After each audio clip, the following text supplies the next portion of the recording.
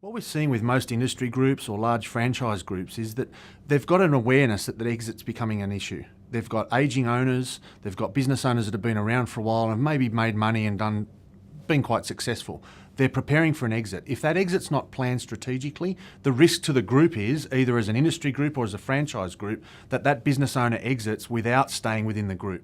So if they're a real estate office, they sell to a competitor. Suddenly we lose an office or we lose a business in a particular area. That's a risk for a large franchise in any particular industry. For industry groups, we also don't want the experience of business owners working in that industry, building up a business over time and then exiting, and perhaps not exiting successfully, failing, closing down, passing it on to family, and the family fails, doesn't want to take over the business, and the business ends up just walking away or closing the doors, because that loses a lot of value. And as an industry group, we don't want that outcome for our participants.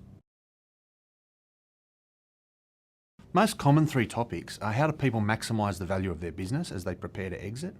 What do they do about employee engagement? So we talk a lot about employee share plans and how you might use that as a retention tool. And the other topic is a model called ownership thinking, which is a similar topic, but it talks about how employees can become more involved in the performance of the business going forward.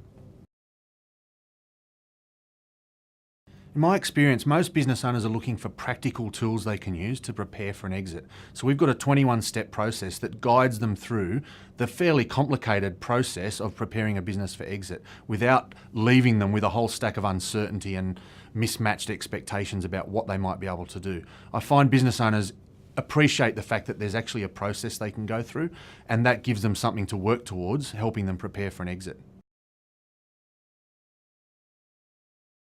We do a lot of things for franchise groups. We also work a lot with industry sectors, in particular construction and manufacturing, where you've got businesses that are typically older and more established, successful, been around for a while, but the owners are now starting to think about, well, what do I do with this thing that I've built and how do I get out?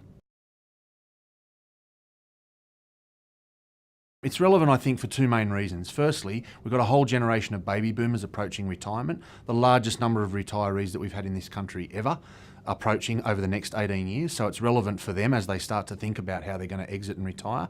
And secondly, it's important because with the GFC, people are now more fussy. Buyers of businesses are far more fussy than they were 5 or 6 years ago. They're looking for good assets that have been well prepared, and they can walk in and take over a business that they've got a reasonable level of certainty is going to be successful.